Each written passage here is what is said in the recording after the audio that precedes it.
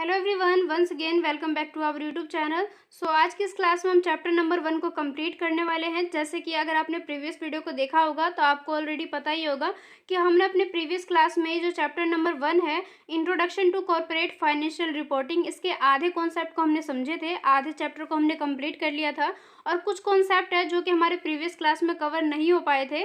तो आज की इस क्लास में हम उन्हीं सारे कॉन्सेप्ट को समझने वाले हैं, डिस्कस करने वाले हैं, जो कि प्रीवियस वीडियो में प्रीवियस क्लास में कवर नहीं हो पाए थे। तो अब स्टार्ट करते हैं अपनी क्लास को, जहाँ से हमारे जो कॉन्सेप्ट है जो कि प्रीवियस क्लास में रह गए थे। तो आज की ये जो हमारी क्लास है यहाँ से स्टार्ट होने वाली है, जिसमें हम पढ़ने वाले हैं सबसे पहले एनुअल रिपोर्ट्स के बारे में कि एनुअल रिपोर्ट्स होते क्या है, किस प्रकार से इम्पोर्टेंट होते हैं और ये जो रिपोर्ट है किस तरीके से डिफरेंट होते हैं फाइनेंशियल स्टेटमेंट से। तो वन बाय वन सभी कॉन्सेप्ट को समझने वाले हैं। तो अब स्टार्ट करते हुए अपनी क्लास को without any further delay. So first of all हमें समझना है कि एनुअल रिपोर्ट्स होता क्या है। तो यहाँ पर आपके सिलेबस के अकॉर्डिंग काफ़ी सारे पॉइंट दे रखे हैं। इनको समझने से पहले मैं आपको सिंपल तरीके से बताती हूँ कि एनुअल रिपोर्ट्स होते क्या है। जैसे कि आपको पता होगा कि कोई भी बिजनेस को जब चलाया जाता है तो काफ़ी सारे अकाउंट्स बनाने होते हैं, काफ़ी सारे एंट्रीज को करने होते हैं, काफ़ी सारे जो फाइल्स है उन सभी को कंप्लीट करने होते हैं। तो साल के एंड में जाके जब कंपनी अपने कंपनी के जो भी इंफॉर्मेशन है उनको किसी एक रिपोर्ट्स में प्रोवाइड करे, एक जगह सारे इन्फॉर्मेशन को कलेक्ट करके प्रोवाइड करे, ताकि बिजनेस से जो भी जुड़े हुए पार्टीज़ है, जो भी बिजनेस से जुड़े हुए पर्सन है, उन सभी को कंपनी के बारे में डिटेल्स पता चल पाए, काफ़ी सारे इन्फॉर्मेशन को मिल सके। इस वजह से कंपनी के द्वारा साल के एंड में एक रिपोर्ट को तैयार किया जाता है, जिसे हम बोलते हैं एनुअल रिपोर्ट। तो इस तरीके से हम ये कह सकते हैं जो एनुअल रिपोर्ट्स है इसे काफ़ी ज़्यादा कॉम्प्रिहेंसिव डॉक्यूमेंट माना जाता है, क्योंकि कंपनी के द्वारा इसे रिक्वायर किया जाता है ताकि जितने भी यहाँ पे पर्सन जुड़े हुए, चाहे वो हमारे शेयर होल्डर हो चाहे दूसरे पार्टीज हो, उन सभी को साल के एंड में जाके कंपनी की जो स्थिति है, जो करंट स्टेटस है, उसके बारे में पता चल सके कि कंपनी ने साल भर किया क्या है, किस तरीके से प्रॉफिट है, किस तरीके से लॉस है। ये कंपनी के बारे में जो भी इंफॉर्मेशन है उन सभी को इस रिपोर्ट्स के द्वारा प्रोवाइड किया जाता है। ये जो एनुअल रिपोर्ट है ये काफ़ी ज़्यादा समरी वे में दिया जाता है, क्योंकि इसके द्वारा कंपनी का जो फाइनेंशियल परफॉर्मेंस है, पोजीशन है, इसके साथ साथ ही काफ़ी दूसरे रिलेवेंट इन्फॉर्मेशन है, उन सभी को एक जगह प्रोवाइड किया जाता है, जिससे कंपनी का ऑपरेशन का कि कंपनी ने किस तरीके से सारे काम को कंप्लीट किया, चाहे उनके बिजनेस के अंदर का काम हो, चाहे वो सोशल रिस्पॉन्सिबिलिटी ही क्यों ना हो, कंपनी ने अपने सारे काम को किस तरीके से कंप्लीट किए हैं एक साल के अंदर, या जो भी एक टाइम पीरियड है उसके अंदर किस तरीके से किया है। जैसे कि जो कंपनी के सीईओ है या चेयरमैन है, ये जितने भी मैनेजमेंट करने वाले पर्सन हैं, उन्होंने किस तरीके से सारे काम को कंप्लीट किया है, तो इन सभी को एक नोट्स के तौर पर तैयार करके इनके द्वारा प्रोवाइड किया जाता है, ताकि कंपनी के बारे में सारे इन्फॉर्मेशन को जितने भी इससे रिलेटेड पर्सन है उन सभी को पता चल सके और वो कंपनी को देख सके कि कंपनी की जो स्थिति है, जो स्टेटस है, वो किस तरीके से, ताकि फ्यूचर में जाके जब भी इनको अपने बिजनेस से दोबारा से जुड़ना होगा, इन्वेस्टमेंट करना होगा या कैपिटल लगाना होगा या जिस भी तरीके से शेयर को परचेज करना होगा, चाहे डिबेंचर्स को परचेज करना होगा, तो इन सारे इन्फॉर्मेशन के बेस पे वो अपने डिसीजन को ले पाते हैं कि बिजनेस के साथ में किस तरीके से उन्हें आप जुड़े रहना चाहिए। तो आई होप आपको ये पता चल गया होगा कि एनुअल रिपोर्ट्स होते क्या हैं। उसके बाद में नेक्स्ट है कि what is included in an annual report, कि ये जो एनुअल रिपोर्ट है इसमें कौन कौन से चीज़ को इंक्लूड किया जाता है, सम्मिलित किया जाता है। तो सबसे पहले ये तो बता ही दिया गया कि ये जो रिपोर्ट है इसे काफ़ी ज़्यादा कॉम्प्रिहेंसिव डॉक्यूमेंट माना जाता है, क्योंकि कंपनी के बारे में काफ़ी सारे इन्फॉर्मेशन है जो कि प्रोवाइड किया जाता है शेयर होल्डर्स को, साथ ही साथ दूसरे जो पार्टीज़ है उनको भी ये सारे इन्फॉर्मेशन को प्रोवाइड किया जाता है, जिससे कंपनी की परफॉर्मेंस के बारे में, फाइनेंशियल पोजीशन के बारे में पता लग पाते हैं। इसके साथ साथ ही काफ़ी सारे सेक्शन हैं जिसको इसके अंदर इंक्लूड किया जाता है। तो वन बाय वन सभी को हम डिस्कस करने वाले हैं। तो इसे मैंने हाईलाइट कर दिया, अब आपको मैं सब समझाऊंगी तो आपको काफ़ी ज़्यादा सही तरीके से समझ में आ जाएगा। तो सबसे पहले देखो, इस रिपोर्ट में सम्मिलित किया जाता है चेयरमैन स्टेटमेंट को। जैसे कि एक लेटर है जिसे एक नाम दिया जाता है सीईओ का, जैसे कि आपने सुना भी होगा कि इस कंपनी का ये सीईओ है, ये तो इस तरीके से आपने वर्ड्स को सुने होंगे अपने डेली लाइफ में, जहाँ से पता चल पाता है कि कंपनी का चेयरमैन है क्या। तो उनके द्वारा ही कंपनी का जो भी स्ट्रेटजी है, जो भी विज़न है, जो भी फ्यूचर प्लानिंग है, इनके द्वारा ही ही सारे डिसीजन को यहाँ पे लिया जाता है। नेक्स्ट नाम आता है मैनेजमेंट डिस्कशन एंड एनालिसिस का, जिसे हम एमडी बोलते हैं। तो ये भी एक सेक्शन है जो कि प्रोवाइड करते हैं कंपनी के बारे में जो भी एनालिसिस लिया जाता है, चाहे वो कंपनी के परफॉर्मेंस से रिलेटेड हो, चाहे वो रेवेन्यू, एक्सपेंसेस, प्रॉफिट या कैश फ्लो, मतलब कि काफ़ी सारे पॉइंट है जो कि इसके अंदर इंक्लूड किए जाते हैं। इन सभी का जब एनालिसिस किया जाता है या इनके बारे में जो भी सेक्शन को जानना होता है, तो यहाँ पर इस सारी चीज़ों को देख के हम इसके बारे में डिस्कस कर पाते हैं। उसके बाद है फाइनेंशियल स्टेटमेंट। जैसे कि इससे पहले वाली क्लास में भी आपको मैंने फाइनेंशियल स्टेटमेंट के बारे में ही स्पेशली बताया था, क्योंकि वो जो हमारा चैप्टर था फाइनेंशियल स्टेटमेंट से ही रिलेटेड था, तो उसको भी आप जरूर से वॉच करना। यहाँ पे जस्ट उसका एक छोटा सा डिटेल्स दे रखा है कि फाइनेंशियल स्टेटमेंट के बारे में पता चल पाता है, क्योंकि इसके अंदर बैलेंस शीट हो गया, इनकम स्टेटमेंट हो गया, कैश फ्लो स्टेटमेंट हो गया। तो इस तरीके से काफ़ी सारे अकाउंट्स हैं जो यहाँ पे इंक्लूड किए जाते हैं, जिसके थ्रू यहाँ पे इंफॉर्मेशन को कलेक्ट किया जाता है। उसके बाद है notes to the financial statement की एक सेक्शन है जो कि एडिशनल इन्फॉर्मेशन को प्रोवाइड करता है। तो जैसे कि हम जब फाइनेंशियल स्टेटमेंट को तैयार करते हैं तो हम अपने स्टेटमेंट को तैयार कर देते हैं, लास्ट में जाके अगर एक दो इंपॉर्टेंट पॉइंट रह जाए जो कि स्टेटमेंट में बताना भूल जाते हैं या इन केस किसी भी वजह से वहाँ पे रह जाते हैं, तो बाद में जाके उसके नीचे में हम लिख देते हैं notes to the financial statement. तो उसके बारे में जब हम थोड़ा सा एडिशनल इन्फॉर्मेशन को प्रोवाइड करना चाहते हैं, जिससे फाइनेंशियल स्टेटमेंट के बारे में थोड़ा सा और कॉन्टेक्स्टली काफ़ी ज़्यादा एक्सप्लेनेशन यहाँ पे मिल जाते हैं, जिससे कंपनी का जो भी पॉलिसीज़ है, जो भी एस्टिमेट है, जो भी उनका रिलेवेंट डिटेल्स है, उन सभी को यहाँ पे हम देख सकते हैं, इनके बारे में इंफॉर्मेशन को कलेक्ट कर सकते हैं।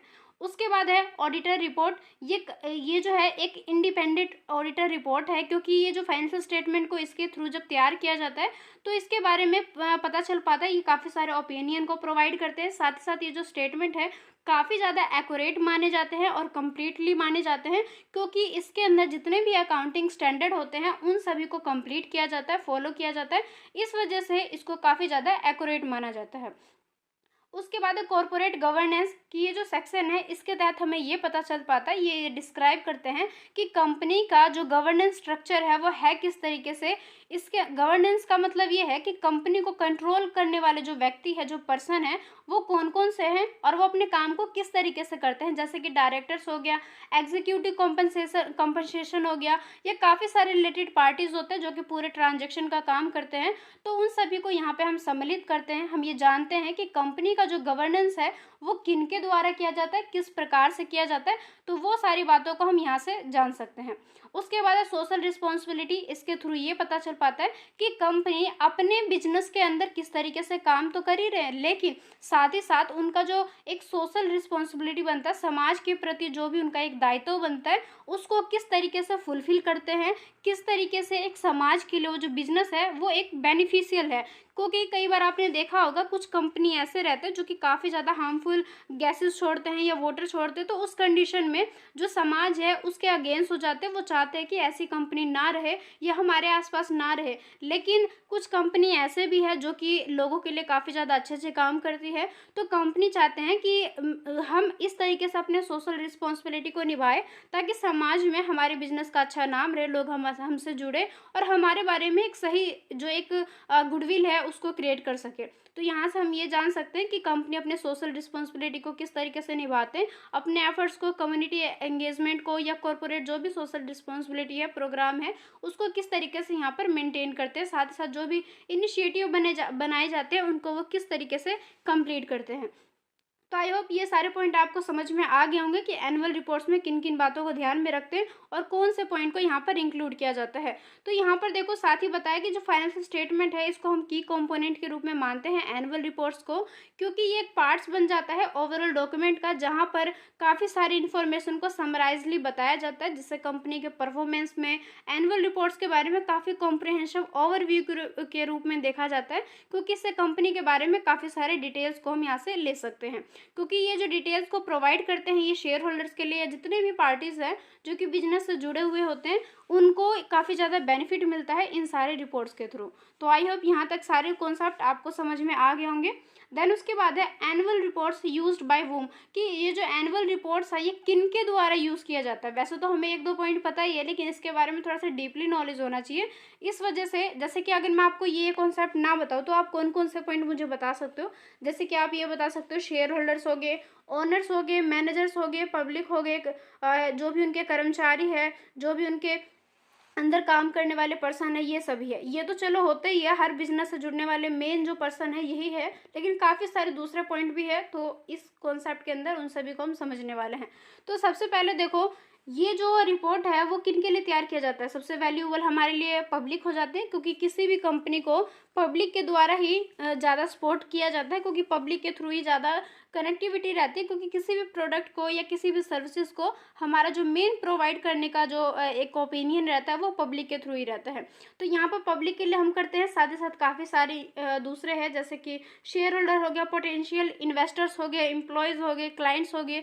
तो ये सारे पर्सन हैं जिसके लिए एनुअल रिपोर्ट्स को यूज़ किया जाता है। साथ ही साथ दूसरे पॉइंट्स भी है जिसको हम वन बाय वन डिस्कस करने वाले हैं। तो यहाँ पर देखो, जो एनुअल रिपोर्ट्स है ये किन के द्वारा, वैरायटी ऑफ स्टेक होल्डर्स है कि कौन कौन से ऐसे पर्सन है जिनके द्वारा एनुअल रिपोर्ट्स को यूज़ किया जाता है। तो सबसे पहले है शेयर होल्डर्स। तो शेयर होल्डर कौन है, जिन्होंने कंपनी के शेयर्स को खरीद रखे हैं। तो ये कंपनी के एक तरीके से मालिक के रूप में माने जाते हैं, क्योंकि कंपनी में इनके द्वारा इन्वेस्टमेंट किया जाता है, इनके द्वारा शेयर्स को परचेज किया जाता है। तो काफ़ी ज़्यादा इंपॉर्टेंट पार्टीज जिसे माना जाता है।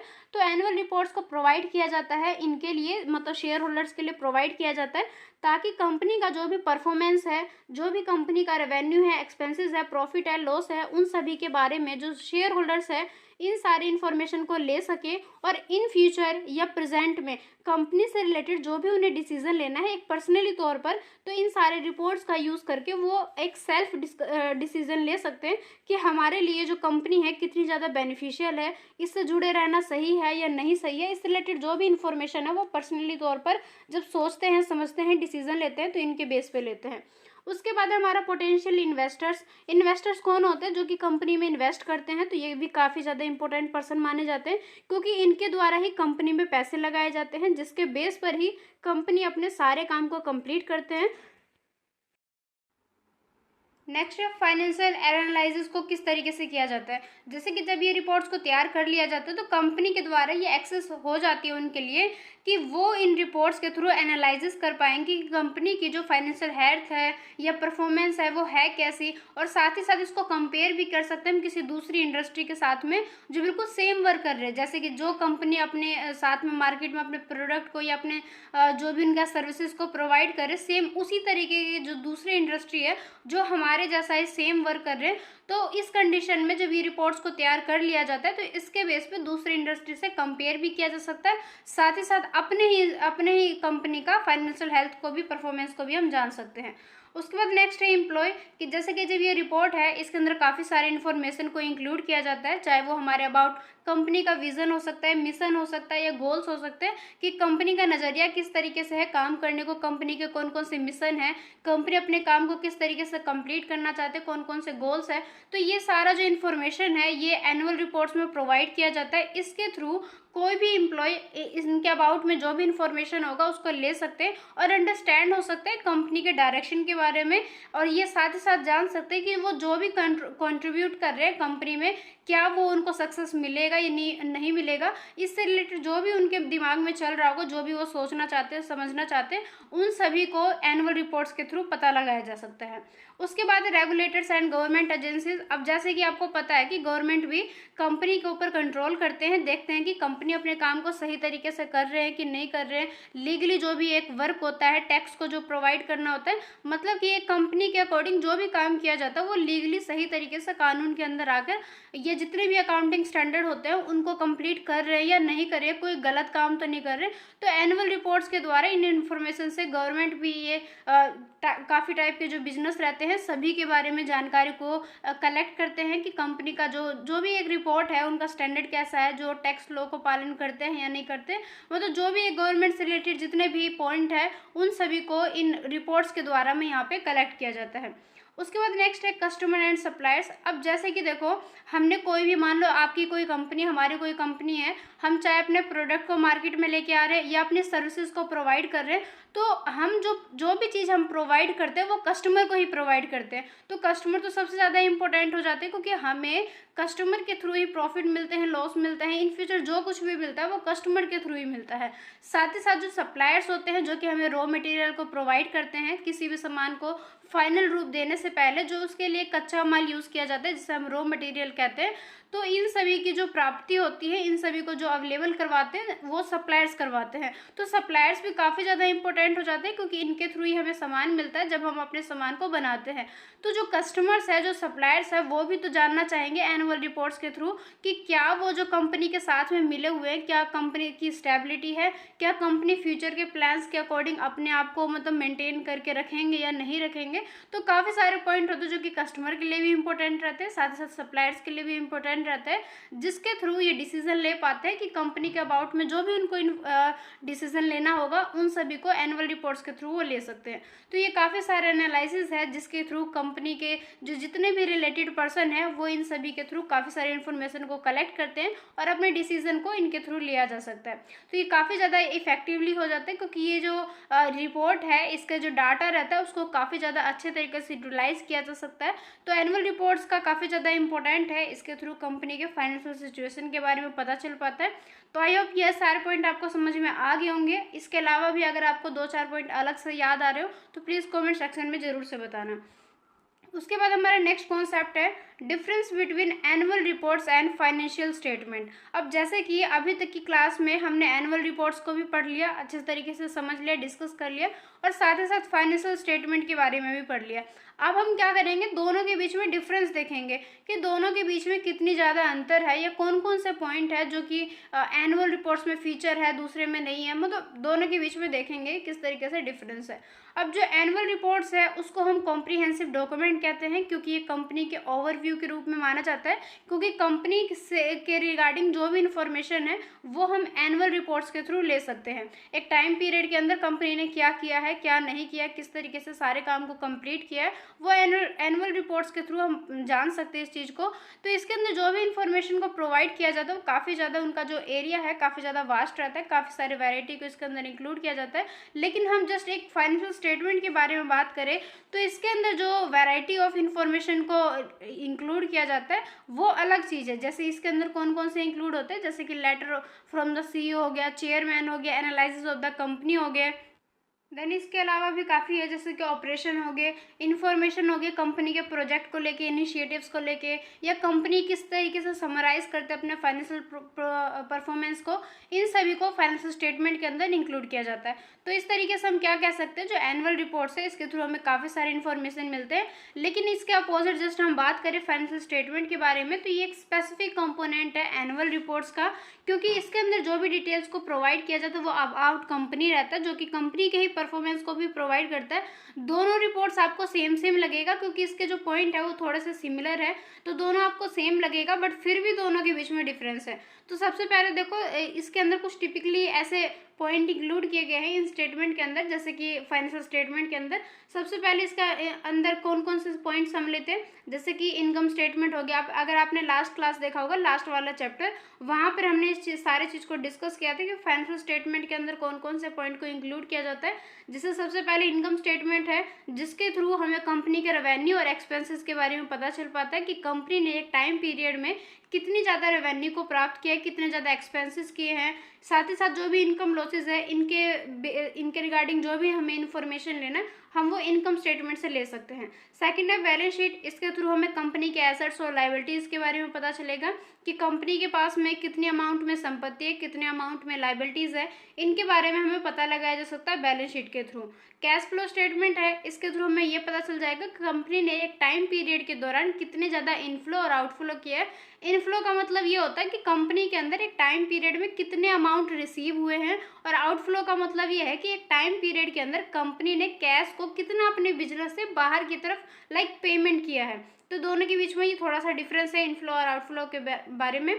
तो आपको ये समझ आ गया होगा कि फाइनेंशियल स्टेटमेंट के अंदर ये सारे पॉइंट है। अब देखो दोनों में सिमिलर क्या है, सिमिलर ये है कि जो फाइनेंशियल स्टेटमेंट है इसके थ्रू भी कंपनी के परफॉर्मेंस को ही जानते हैं, कंपनी के बारे में इंफॉर्मेशन को ही जानते हैं, और जो एनुअल रिपोर्ट्स है उसके थ्रू भी हम कंपनी के बारे में इंफॉर्मेशन को ही कलेक्ट करते हैं। लेकिन दोनों के बीच में ये डिफरेंस है कि दोनों का जो इन्फॉर्मेशन है वो अलग अलग है।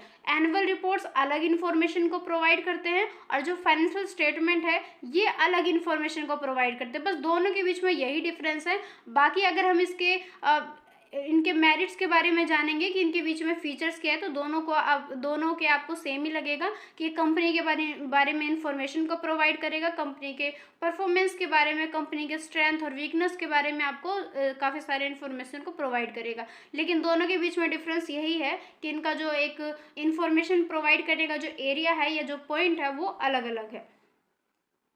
देन उसके बाद में जो फाइनेंशियल स्टेटमेंट है इसको भी हम इम्पोर्टेंट मानते हैं। देखो इम्पोर्टेंट सब कुछ माने जाते हैं। अगर आप किसी भी रिपोर्ट्स के बारे में पढ़ोगे हर जगह यही लिखा रहेगा कि ये इम्पोर्टेंट है, क्योंकि हर रिपोर्ट इम्पोर्टेंट ही रहता है, किसी फालतू चीज़ को कंपनी के अंदर इंक्लूड नहीं किया जाता है। तो ये लाइन आप हर रिपोर्ट्स के साथ में लिख ही सकते हो कि ये इम्पोर्टेंट कंपोनेंट है, क्योंकि इसके द्वारा हमें इसके थ्रू क्या पता चलता है, कंपनी के जो पिक्चर है एक तरीके से, कंपनी क्या किस तरीके से ऑपरेशंस कर रहे हैं। ऑपरेशंस का मतलब ये होता है कि कंपनी कौन कौन से काम को कर रहे हैं, किस तरीके से उनका पूरा फंक्शनिंग है काम करने का, उनके ओवरऑल पूरे परफॉर्मेंस के बारे में हम इंफॉर्मेशन को कलेक्ट करते हैं। इससे काफ़ी ज़्यादा हमें एडिशनल कॉन्टेक्स्ट के बारे में, इंफॉर्मेशन के बारे में पता चल पाता है। और जो भी रिलेटेड पर्सन है लाइक स्टेक होल्डर्स, इसके अंदर काफ़ी सारे पर्सन हैं जिनको इस रिपोर्ट्स के थ्रू काफ़ी सारे इन्फॉर्मेशन मिलते हैं, जिससे कंपनी के विजन, मिशन, स्ट्रैटेजिक डायरेक्शन के बारे में पता लगाया जा सकता है। तो दोनों के बीच में यही थोड़ा सा डिफरेंस है।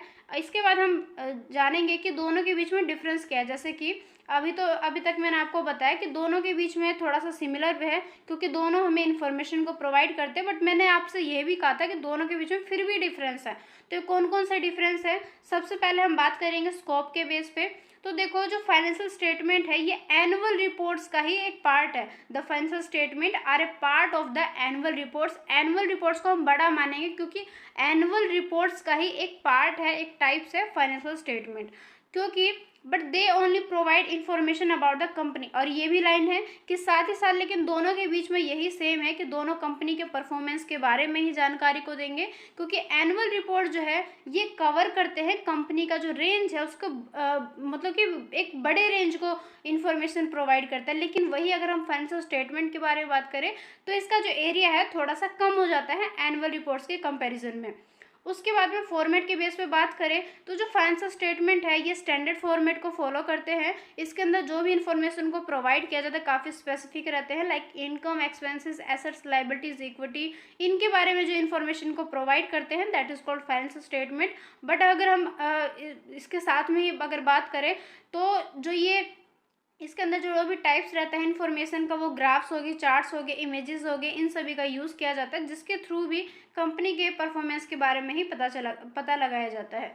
उसके बाद ऑडियंस के बेस पे अगर दोनों के बीच में डिफरेंस देखें तो फाइनेंशियल स्टेटमेंट जो है डिज़ाइन किया जाता है इन्वेस्टर्स के लिए, एनालिसिस करने के लिए, मतलब कि कंपनी का जो भी एक काम है जिसके थ्रू हम अनुमान लगा सकते हैं, इसके थ्रू हमें पता चल पाता है कंपनी की हेल्थ कैसी है, कंप्लेंट्स कैसी है। लेकिन अगर हम एनुअल रिपोर्ट्स की बात करें तो इसके थ्रू ये पता चल पाएगा कि कंपनी का जो भी कम्युनिकेट है ऑडियंस के साथ में, चाहे वो हमारे शेयर होल्डर्स है, चाहे वो हमारे एम्प्लॉयज़ है, कस्टमर, सप्लायर, जनरल पब्लिक या गवर्नमेंट, इस तरीके से पता चल पाता है कि ये उनके लिए रिपोर्ट बनाया जाता है ताकि वो भी कंपनी के परफॉर्मेंस के बारे में, हेल्थ हो गया, वेल्थ हो गया, इनके बारे में वो पता लगा सकते हैं। उसके बाद अगर हम लीगल रिक्वायरमेंट्स के बेस पे दोनों के बीच में डिफरेंस देखें तो ये जो है ये पब्लिकली कंपनी के द्वारा प्रोवाइड किया जाता है। जब भी इसको सबमिट करना होता है फाइनेंशियल स्टेटमेंट को, तो कंपनी को SEC जो है, सिक्योरिटी एंड एक्सचेंज कमीशन, या दूसरे अलग से कानून है, इन सभी को हमें फॉलो करना होता है, काफ़ी ज़्यादा मैंडेटरी हो जाता है। लेकिन अगर हम एनुअल रिपोर्ट्स की बात करें तो ये ज़्यादा मैंडेटरी नहीं है। मैंडेटरी का मतलब ये है कि इसको बनाना या इसको लागू करना बिल्कुल 100% ज़रूरी है। तो यहाँ पर ये बताया गया कि जो एनुअल जो फाइनेंशियल स्टेटमेंट है ये तो मैंडेटरी है, लेकिन अगर हम एनुअल रिपोर्ट्स की बात करें तो ये मैंडेटरी नहीं है। तो इस तरीके से हम शॉर्ट में क्या कह सकते हैं, जो फाइनेंशियल स्टेटमेंट है ये भी इंफॉर्मेशन को प्रोवाइड करते हैं और जो एनुअल रिपोर्ट्स है ये भी इंफॉर्मेशन को प्रोवाइड करते हैं। लेकिन जो फाइनेंशियल स्टेटमेंट जो इन्फॉर्मेशन को प्रोवाइड करते हैं वो काफ़ी ज़्यादा स्पेसिफिक रहते हैं और इनका जो स्टैंडर्ड फॉर्मेट रहता है और इनका, लेकिन अगर हम बात करें एनुअल रिपोर्ट्स के बारे में तो ये एक डॉक्यूमेंट्स के तौर पर है जो कि कंपनी का एक टॉपिक के वाइडर रेंज को बताता है, डिफाइन करता है, जिसके थ्रू जितने भी पर्सन बिजनेस के साथ में जुड़े हुए ऑडियंस जो भी है इनके बीच में, चाहे वो यहाँ पे हमने पढ़ा भी था स्टेक होल्डर हो गया, जितने भी एम्प्लॉयज़ हो गए, कस्टमर्स हो गए, सप्लायर्स हो गया, इन सभी के लिए ज़्यादा बेनिफिशियल रहता है। तो ये कुछ पॉइंट है जिसके बेस पे दोनों के बीच में डिफरेंस को जाना जाता है। देन उसके बाद में हमारा नेक्स्ट कॉन्सेप्ट है content of report of the board of directors.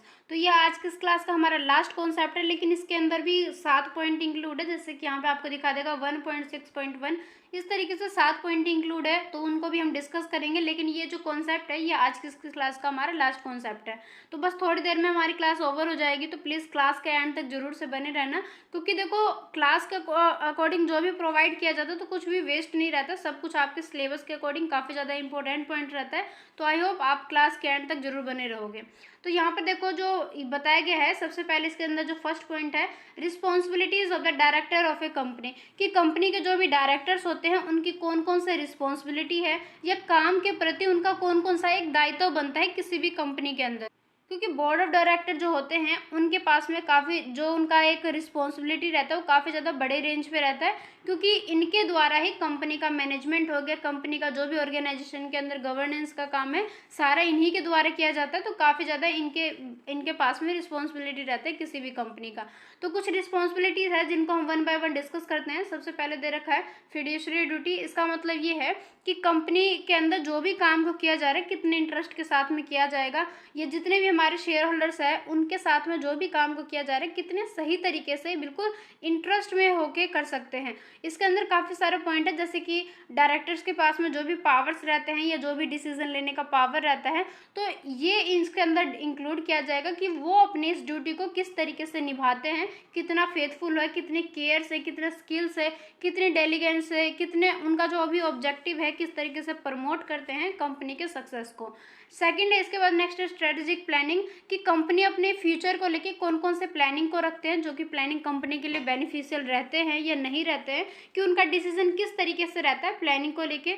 तो इसके अंदर इस पॉइंट को इंक्लूड किया जाता है, जिसके थ्रू कंपनी के विजन, मिशन, स्ट्रेटेजी इन सभी को देखा जाता है। कंपनी किस तरीके से डेवलपमेंट कर सकते हैं, किस तरीके से अपने बजट को लेके चलेंगे, या जो भी डिसीजन रहेगा इनका अबाउट इन्वेस्टमेंट को, एक्विजिशन को लेके, तो इन सभी के बेस पे जो प्लानिंग किया जाएगा वो डायरेक्टर्स के द्वारा ही किया जाता है। तो उनके पास में एक रिस्पॉन्सिबिलिटी रहती है कि प्लानिंग को सही तरीके से सही दिशा में लेके जाना होता है। ओवरसाइट ऑफ मैनेजमेंट, की कंपनी का जो भी डायरेक्टर्स है वो मैनेजमेंट के काम को किस तरीके से करते हैं, जो भी उनके सीईओ है या जो भी उनके टॉप एग्जीक्यूटिव्स है वो किस तरीके से मैनेजमेंट के काम को करते हैं, उनके नीचे जितने भी पर्सन काम कर रहे हैं उनसे किस तरीके से बेनिफिशियल रूप से इफेक्टिव तरीके से काम को करवाते हैं, साथ ही साथ अपने राइट्स का किस तरीके से सही रूप में यूज़ करते हैं, अपने रिसोर्सेज का या सिस्टम को सही तरीके से यूज़ करते हैं या नहीं करते हैं, या अपने गोल्स को टाइम टू टाइम अचीव करते हैं या नहीं करते, मतलब उनका ओवरसाइट कैसा है अपने मैनेजमेंट को लेके। तो ये भी उनके ऊपर एक दायित्व बनी रहती है। रिस्क मैनेजमेंट है कि डायरेक्टर्स के ऊपर एक रिस्क बना रहता है कि कंपनी के पास में जो भी प्रॉब्लम्स को फेस करने पड़ते हैं बार बार टाइम टू टाइम, तो उनको किस तरीके से फेस करते हैं, अपने रिस्क को किस तरीके से लेकर और फिर भी एक प्रॉफिट को अर्न जो करते हैं, जिसको बोलते हैं हम रिस्क लेके इन्होंने इतना बड़ा काम किया है। तो सेम उसी तरीके से कंपनी के अंदर कौन कौन से ऐसे पॉलिसीज़ को, प्रोसीजर को वो इंक्लूड करते हैं जिसके थ्रू वो अपने रिस्क मैनेजमेंट को करते हैं, मतलब रिस्क को मैनेज करके देन उसके बाद में सारे काम को कंप्लीट करते हैं सही तरीके से अपने स्किल का यूज़ करके।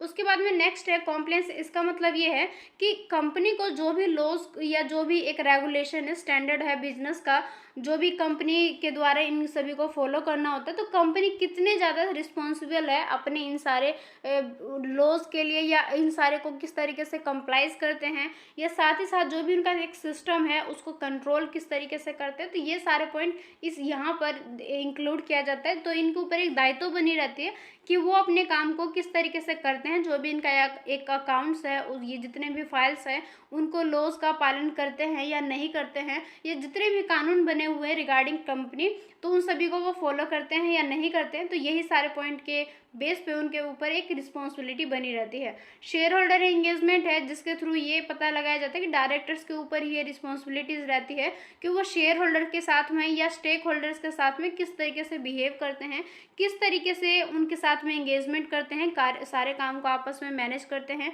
जिससे टाइम टू टाइम ट्रांसपेरेंट और टाइमली कम्युनिकेशन को किया जा सके इन दोनों के बीच में, ताकि जो भी ये काम है सही तरीके से प्रॉपर तरीके से कंप्लीट हो सके एक टाइम पीरियड के दौरान में। तो ये सारे पॉइंट है जिसके बेस पे हम ये कह सकते हैं कि इतने सारे रिस्क जो है, रिस्पॉन्सिबिलिटीज जो है एक डायरेक्टर जितने भी कंपनी के डायरेक्टर्स है उनके ऊपर ये बने रहते हैं। तो ओवरव्यू के ओवरऑल हम ये कह सकते हैं कि डायरेक्टर्स के ऊपर जितने भी रिस्पॉन्सिबिलिटी है काफ़ी ज़्यादा कॉम्प्लेक्स माने जाते हैं, मल्टीफैक्टेड माने जाते हैं, क्योंकि इसके लिए एक हाई डिग्री की स्किल होनी चाहिए, नॉलेज होना चाहिए, जजमेंट होना चाहिए। देन उसके बाद ही इन सारे रिस्पॉन्सिबिलिटीज़ को वो निभा सकते हैं, अदरवाइज वो नहीं कर सकते। इसलिए जो भी डायरेक्टर्स है वो काफ़ी ज़्यादा एबल होने चाहिए बैलेंस करने में, या जो भी काम है कंपनी के अंदर, चाहे वो स्टेक होल्डर से, शेयर होल्डर से रिलेटेड हो, या जितने भी कंपनी के बीच में काम किए जा रहे हो, उन सभी के लिए उनके पास में इतनी कैपेबिलिटी होनी चाहिए, इतने एबल होने चाहिए कि सारे काम को बेस्ट तरीके से कर सके। देन उसके बाद में हमारा नेक्स्ट कॉन्सेप्ट है व्हाट इज डायरेक्टर रिपोर्ट, कि अभी तक हमने बस ये देखा था कि डायरेक्टर्स के ऊपर कौन कौन से रिस्पॉन्सिबिलिटीज़ है। अब हम ये देखेंगे डायरेक्टर्स रिपोर्ट क्या है। तो ये एक ऐसा रिपोर्ट है जो कि डायरेक्टर्स के द्वारा बनाया जाता है, ताकि ये कंपनी का जो भी एक एनुअल रिपोर्ट्स है उसके थ्रू प्रोवाइड कर सकेंगे कंपनी की परफॉर्मेंस, ऑपरेशन, स्ट्रेटेजिक डायरेक्शन है वो है कैसी। और इस रिपोर्ट के बेस पे ही काफ़ी सारी उनको बात पता चल पाएगी कंपनी के बारे में, कि कंपनी के अंदर जो भी इंफॉर्मेशन है उनको किस तरीके से वो कंप्लीट करे, जितने भी चैलेंज है उनको जो कि पास्ट ईयर में उनको फेस करने पड़े थे, तो उनके बेस पे उनको आगे अपने फ्यूचर के लिए किस तरीके से प्लानिंग को बना सकते हैं। साथ ही साथ कंपनी के अंदर जो भी लीडरशिप का टीम है उनको किस तरीके से मैनेज करेंगे, सोशल रिस्पॉन्सिबिलिटीज इनिशिएटिव्स को किस तरीके से निभाएंगे।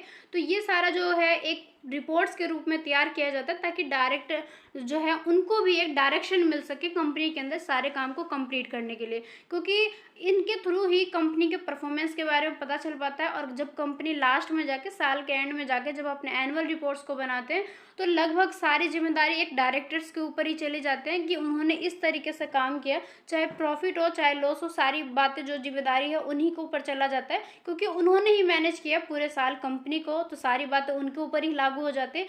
इस वजह से एक रिपोर्ट्स को तैयार किया जाता है, ताकि डायरेक्टर्स भी इनके अकॉर्डिंग अपने काम को कर सके। पास्ट ईयर के जो भी उनका एक रिकॉर्ड रहा है उसके बेस पर वो आगे के काम को कंप्लीट कर सकते हैं, फ्यूचर के लिए प्लानिंग बना सकते हैं। तो इसलिए जो रिपोर्ट है इसको तैयार किया जाता है। साथ ही ये जो रिपोर्ट्स है इसको हम एनुअल रिपोर्ट्स का ये कंपोनेंट मानते हैं, क्योंकि इसके थ्रू भी सेम वही चीज़ है कि कंपनी का ऑपरेशन के बारे में, परफॉर्मेंस के बारे में सारी चीज़ें हमें पता चल पाता है। और कंपनी के साथ में जो भी रिलेटेड पर्सन है, लाइक इन्वेस्टर्स, कस्टमर, एम्प्लॉयज़ या दूसरे स्टेक होल्डर्स, उन सभी को भी इसके थ्रू ओवरव्यू करवाया जाता है कंपनी के बारे में। तो ये सारे पॉइंट है जिसके बेस पर एक रिपोर्ट्स को तैयार किया जाता है, जिससे काफ़ी सारे इन्फॉर्मेशन को कलेक्ट किया जाता है। देन उसके बाद में नेक्स्ट पॉइंट है कि why is there is a need for a director report. जैसे कि अभी हमने देखा डायरेक्टर्स रिपोर्ट है क्या, क्यों बनाया जाता है। अब हमें ये देखना है कि जो रिपोर्ट्स है इसकी नीड क्यों है, इसे बनाया ही क्यों जाता है। तो वैसे तो हमें पता है कि डायरेक्टर्स के लिए एक डायरेक्शन देता है, ताकि इन फ्यूचर उनको जो भी प्लानिंग करना है वो इन सभी के बेस पे ले सकते हैं। लेकिन ये थोड़े से कम पॉइंट है, लेकिन क्योंकि आप जो भी कुछ पढ़ रहे हो अपने एग्जाम के लिए कर रहे हो कि आपको एग्जाम में किस तरीके से लिखना। अब एग्जाम में सिर्फ फालतू बातों को हमें इंक्लूड नहीं करना, एग्जाम में बिल्कुल हमें करेक्टली वर्ड को यूज़ करना होता है। इस वजह से अब हम सारे पॉइंट को डिस्कस करेंगे, जिसके बेस पर हम ये देखेंगे कि डायरेक्टर्स रिपोर्ट को क्यों बनाया जाता है। सबसे पहले बात करेंगे अकाउंटेबिलिटी के बेस पे, क्योंकि कंपनी के अंदर जितने भी अकाउंट्स है, जितने भी रिपोर्ट्स है, उन सभी को जब तैयार किया जाता है तो किसी न किसी बेस पे बनाया जाता है। किसी पास्ट जो भी हमारा हिस्ट्री है लास्ट के ईयर में, उन सभी के बेस पर ही पता लगाया जाता है कि हमने पास्ट में क्या किया था और फ्यूचर के लिए हमें जो भी करना है उसको किस किस तरीके से मेंटेन किया जाएगा। तो ये सारा जो अकाउंटेबिलिटी को कंप्लीट करने में हेल्प करता है, जिसके थ्रू इन्फॉर्मेशन को प्रोवाइड किया जाता है कि पास्ट ईयर हमने किस तरीके से मैनेज किया और आज के टाइम में हमें किस तरीके से करना चाहिए। ट्रांसपेरेंसी की बात करें तो यहाँ से हमें ये पता चल पाता है कि कंपनी का जो एक पारदर्शिता है वो है कैसी, कंपनी का जो भी एक फंक्शनिंग का काम है, ऑपरेशनिंग का काम है, वो है किस तरीके से। कंपनी जो भी अपनी स्ट्रैटेजी बनाते हैं उनका जो भी स्ट्रैटेजी है वो कितना ज़्यादा अंडरस्टैंडिंग तरीके से है, कितना ज़्यादा परफॉर्मेंस सही है, जो उनका रिस्क मैनेजमेंट प्रैक्टिस है वो किस तरीके से। और काफ़ी सारे इसके अलावा भी पॉइंट होते हैं जिसके बेस पर कंपनी की ट्रांसपेरेंसी को जाना जाता है। कम्युनिकेशन की बात करें अगर हम, तो डायरेक्टर्स रिपोर्ट का ये की टूल माना जाता है, क्योंकि इसके थ्रू कंपनी का जो भी एक स्टेक होल्डर्स है उनके आपस में कम्युनिकेट किया जाता है, जिसके थ्रू जो भी इनका एक डिस्कशन रहता है, मीटिंग्स बुलाए जाते हैं जहाँ पर आपस में डिस्कस करके काफ़ी सारे अपॉर्चुनिटीज़ को अचीव किया जाता है या काफ़ी सारे काम को मेंटेन किया जाता है, डिसीजन लिया जाता है। तो कम्युनिकेशन में भी ये रिपोर्ट्स काफ़ी ज़्यादा हेल्प करते हैं, क्योंकि जब भी मीटिंग्स को बिठाई जाती है तो वहाँ पर जब भी कम्युनिकेट को स्टार्ट किया जाएगा तो किसी न किसी बेस पे बात किया जाएगा। काफ़ी सारे जो पर्सन हैं आपस में डिस्कस करेंगे, तो इन रिपोर्ट्स के बेस पे ही करेंगे कि हमने पहले कैसे काम किया था, आज हमें कैसे काम करना है, या इन फ्यूचर हमें किस तरीके से काम करना है। तो आपस में जब भी इस तरीके से कम्युनिकेट करेंगे, बातचीत करेंगे, तो कोई ना कोई बेस होना चाहिए। तो इसलिए इन रिपोर्ट्स की आवश्यकता रहती है जिसके बेस पर आपस में कम्युनिकेशन को किया जाएगा। कॉम्प्लायंस की बात करें तो यहाँ पर ये रिपोर्ट्स के लिए लीगल रिक्वायरमेंट हो जाता है कि कंपनी अपने सारे रूल रेगुलेशन को सही तरीके से फुलफिल करेंगे। तो इसके थ्रू हम ये जान सकते हैं इन रिपोर्ट्स के थ्रू कि कंपनी क्या अपने रिपोर्ट्स के थ्रू ये बताएंगे कि हम अपने सारे रूल रेगुलेशन को लीगली सही तरीके से फॉलो कर रहे हैं। तो इस वजह से कॉम्प्लायंस में भी काफ़ी ज़्यादा हेल्पफुल रहता है। मार्केटिंग की बात करें तो रिपोर्ट के बेस पर यह देखा जाता है कि मार्केटिंग टूल्स के थ्रू हम किस तरीके से अपने बिजनेस को प्रमोट कर सकते हैं, अपने ब्रांड को या अपने रेपुटेशन को किस तरीके से मेंटेन कर सकते हैं, उसको सही तरीके से बिल्डअप कर सकते हैं, किस तरीके से कस्टमर को बढ़ाए जा सकते हैं, किस तरीके से कॉन्फिडेंस लाना है कंपनी के अंदर। तो इन सभी पॉइंट्स को हम जानते हैं ताकि हमें मार्केटिंग करने में काफ़ी ज़्यादा हेल्प मिल सके।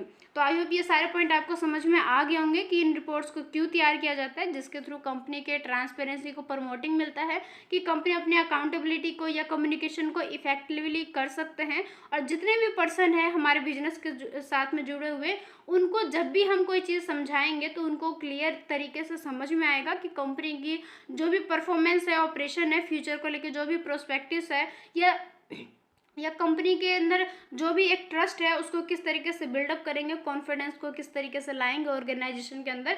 तो ये सारा जो पॉइंट है, ये सारे जो पॉइंट है, इसे हम रिपोर्ट्स के बेस पर ही ले सकते हैं। तो आई होप ये पॉइंट भी आपको समझ में आ गया होगा। काफ़ी ज़्यादा सिंपल तरीके से दे रखा है, तो आपको ये सारे पॉइंट समझ में आ गए होंगे। इसके बाद हमारा जो नेक्स्ट पॉइंट है contents of the director reports की, जैसे हमारे लेसन में ही देख लो, जब हम स्टार्ट करते हैं तो वहाँ पे कंटेंट दिया रहता है कि आज के इस लेसन में हम कौन कौन से पॉइंट को पढ़ने वाले हैं। सेम उसी तरीके से जो डायरेक्टर्स रिपोर्ट्स को बनाया जाता है तो उसके अंदर कौन कौन से कंटेंट आते हैं, मतलब कौन कौन से ऐसे पॉइंट आते हैं जिसके थ्रू कंपनी के रिपोर्ट्स को तैयार किया जाता है।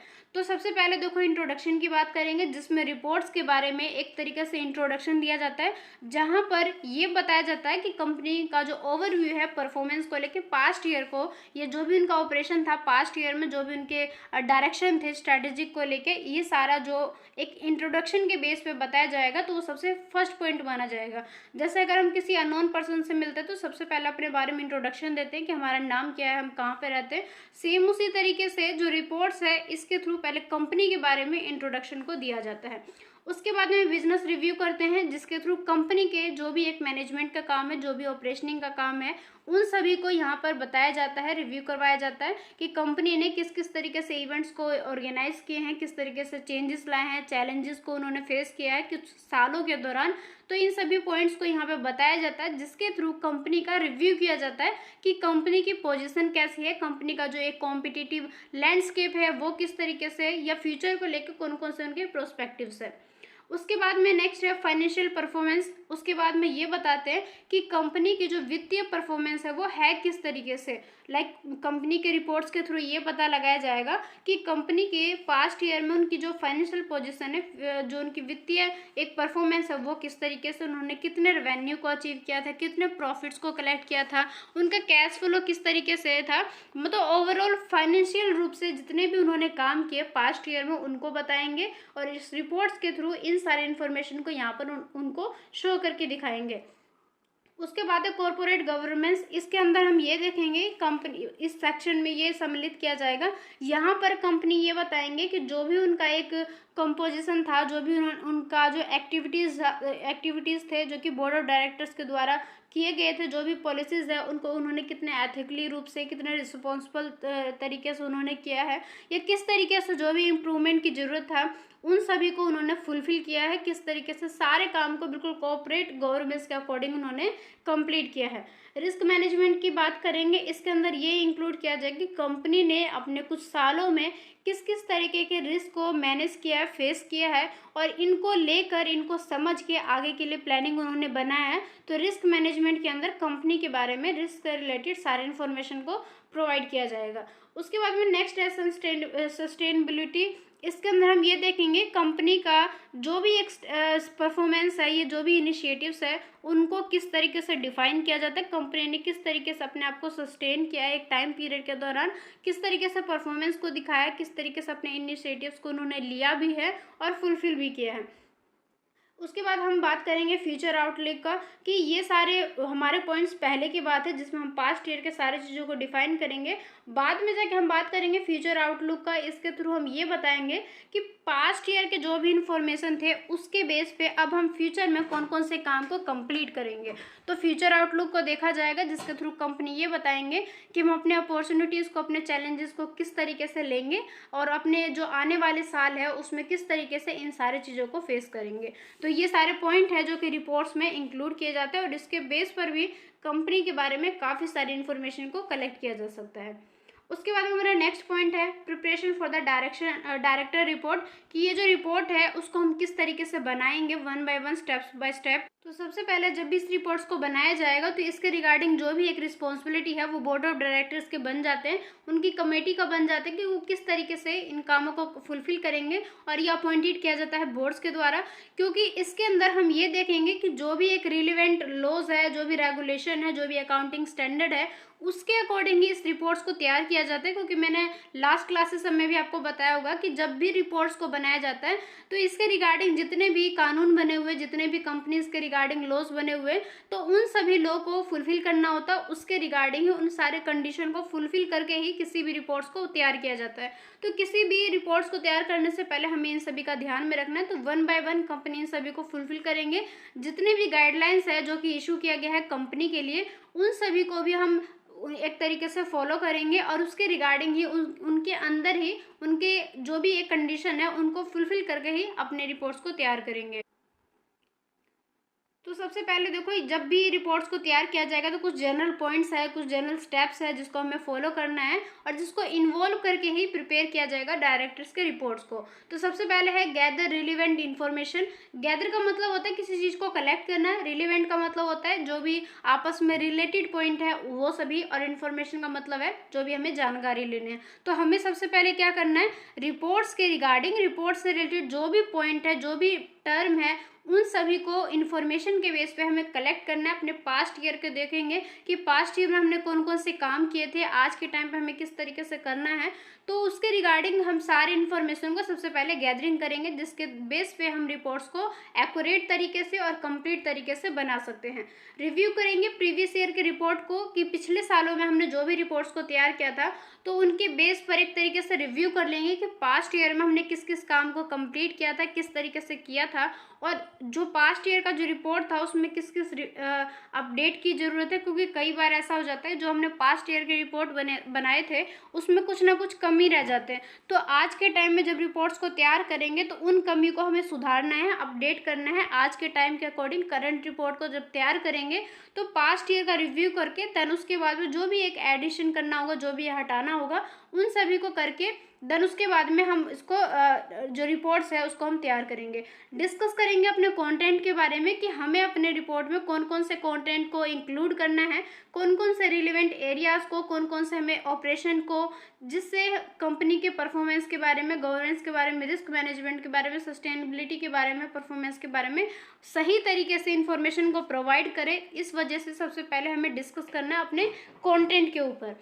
उसके बाद में ऑब्टेन करना है नेसेसरी अप्रूवल्स को, किसका बोर्ड, जो बोर्ड है कंपनी का, बोर्ड ऑफ डायरेक्टर्स जो है उनके द्वारा अप्रूव किया जाएगा कि ये जितने भी रिव्यू किए हैं, ये जो भी उन्होंने अब तक की प्लानिंग रखी है उसको एक अप्रूवल दिया जाएगा कि हाँ जो भी हमने प्लानिंग किया वो सही है और इसी तरीके से हमें फ्यूचर में भी काम को कंप्लीट करना है अपने रिपोर्ट्स के रिगार्डिंग। उसके बाद में हम नेक्स्ट क्या करेंगे, रिव्यू करेंगे एक्यूरेसी और कंप्लीटनेस को, कि जब भी हम इस रिपोर्ट को बनाएंगे तो हमें ये रखना है कि हमारी जो रिपोर्ट है बिल्कुल एक्यूरेट होना चाहिए, उसमें एक्यूरेसी होनी चाहिए और वो कम्प्लीटली इन्फॉर्मेशन को प्रोवाइड करे, कुछ कन्फ्यूज़न क्रिएट ना करे, कुछ प्रॉब्लम ना आए। इस वजह से इन सभी का हमें ध्यान में रखना है। देन उसके बाद में इतना काम होने के बाद में हम इस रिपोर्ट को पब्लिश कर देंगे। पब्लिश का मतलब ये है कि इस रिपोर्ट को फाइनली तैयार करके जो भी एक रिलेवेंट पर्सन है, जितने भी पर्सन हमारे बिजनेस बिजनेस के साथ में जुड़े हुए, उन सभी तक हम इस रिपोर्ट्स को प्रोवाइड कर देंगे। उन सभी तक इस रिपोर्ट के जो इन्फॉर्मेशन है उन सभी को उनके आपस में हम डिस्ट्रीब्यूट कर देंगे, चाहे वो हमारे शेयर होल्डर्स होंगे, रेगुलेटर्स होंगे, जितने भी इंटरेस्टेड पार्टीज रहेंगे, जो भी रिलेवेंट रहेंगे, उन सभी को ये रिपोर्ट्स हम पहुंचा देंगे। तो ये पूरा एक 1 बाय 1 स्टेप्स बाय स्टेप हो जाता है, जिसके थ्रू इस रिपोर्ट्स को तैयार किया जाता है। इसमें काफ़ी सारे पॉइंट है, इन सभी का हमें ध्यान में रखना होता है। देन उसके बाद में ही जो भी एक रिपोर्ट है उसको हम सही तरीके से बना सकते हैं आज के टाइम के अकॉर्डिंग। तो इन सारी बातों का हमें ध्यान में रखना, ताकि फ्यूचर के लिए जो रिपोर्ट है वो काफ़ी ज़्यादा हेल्पफुल हो सके।